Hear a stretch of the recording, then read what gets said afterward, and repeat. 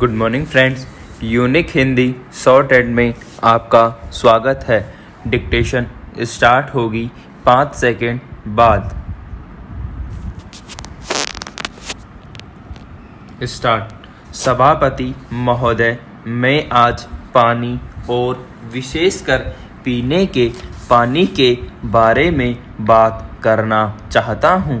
जैसा सिद्ध है कि कृषि से संबद्ध 65% आबादी कृषि से लगी हुई है और हर एक में वृद्धि हुई, लेकिन कृषि की 3 और 2 से ज़्यादा बढ़ोतरी नहीं हुई है। मैं आपको बताना चाहता हूँ, पूरे सदन को और पूरे जग को मालूम है कि अगर तृतीय महायुद्ध होगा तो पानी की समस्या के लिए ही होगा। इस बार अगर किसी विषय की उपेक्षा हो रही है तो वह पानी की हो रही है। हमारे बुंदेलखंड में 2 बड़ी बड़ी नदियां हैं, बेतवा और जमुना। उसके साथ 5 छोटी छोटी नदियां हैं। सुप्रीम कोर्ट ने एक आदेश दिया था कि 2 नदी केन और बेतवा को मिलाकर उस पर एक बांध बनाया जाए। उसका DPR भी बन गया है, उस पर आदेश भी हुआ है, लेकिन भारत सरकार उसको बनाने के बजाय उस पर समीक्षा और संशोधन कर रही है, जिससे देरी हो रही है। लेकिन उससे ज़्यादा महत्वपूर्ण विषय है, जैसा कि हमारे संविधान के अनुच्छेद 21 में लिखा है कि हर नागरिक के पास जीवन और स्वतंत्रता का अधिकार होगा। कल जब हमने राष्ट्रपति जी का अभिभाषण पढ़ा तो उसमें इस बार पेयजल में सिर्फ 5,000 करोड़ रुपये की व्यवस्था है। 28 या 30 प्रांतों के इस पूरे देश में अगर 5,000 करोड़ रुपये पेयजल के लिए हैं तो 6,000 जिलों में मुश्किल से 2 या 4 पानी के टैंक बन सकते हैं। हर 10 बच्चों में से 6 बच्चों में पानी की कमी की बीमारी है। मैं यह कहता हूँ कि सांसद द्वारा हैंडपंप लगाने की जो व्यवस्था है उसमें भी कोताही है। अगर कोई सांसद सत्ता पक्ष से नहीं है तो हम लोगों की स्वीकृति से हैंडपंप भी नहीं लगता है। मैं एक जोरदार मांग करना चाहता हूँ कि केंद्र से एक व्यवस्था की जाए कि पूरे आवाम में पानी के टैंक द्वारा पानी की व्यवस्था का युद्ध स्तर पर काम हो।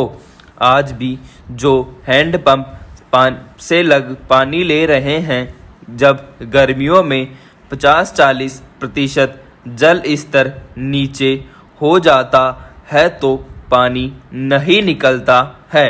महोदय, मैं सदन के माध्यम से यह मांग करना चाहूँगा कि हर सांसद को अपने खाते में से कम 1,000 हैंडपंप का अधिकार मिलना चाहिए।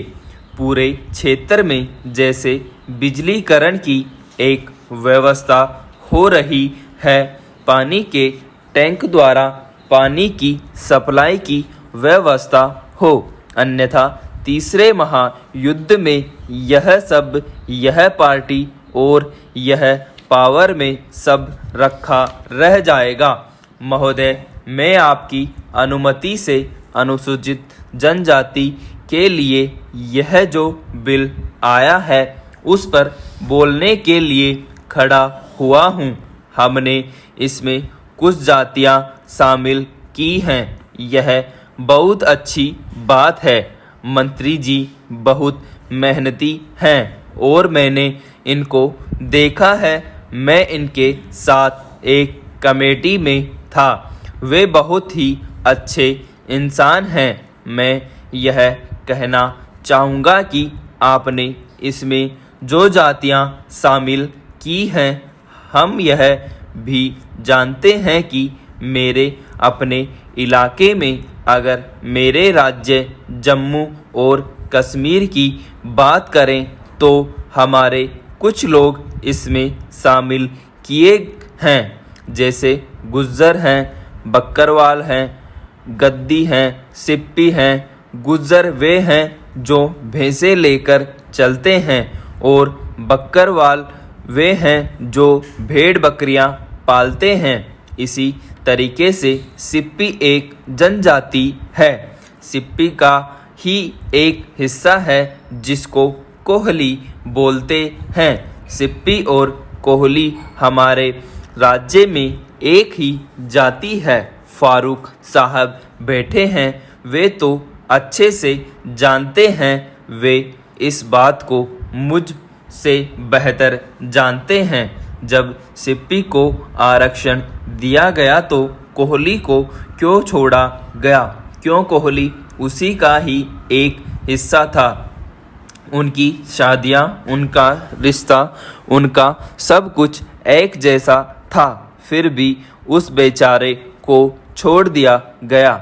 जब यह अनुसूचित जनजाति का दर्जा दिया जा रहा था तब हमारे एक बहुत बड़े वर्ग को छोड़ा गया।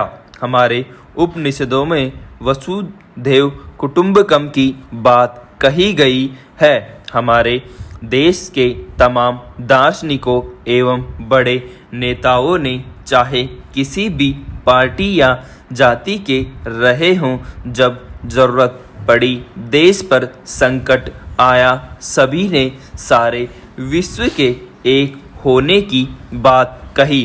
परमपिता जिसने हम सभी को पैदा किया है और हम सभी एक हैं, सारे विश्व के संदर्भ में इस बात को इस सदन में और सदन के बाहर भी कई बार हमारे नेताओं ने कही है।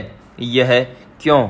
जब जाति धर्म के नाम पर देश पर खतरा आता है, जब जब ऐसे खतरे आए हैं, हमारे बड़े लोगों ने इन बातों को जनता का ध्यान आकर्षण करने के लिए सामने रखा है। आज हम एक जातीय तनाव देखते हैं।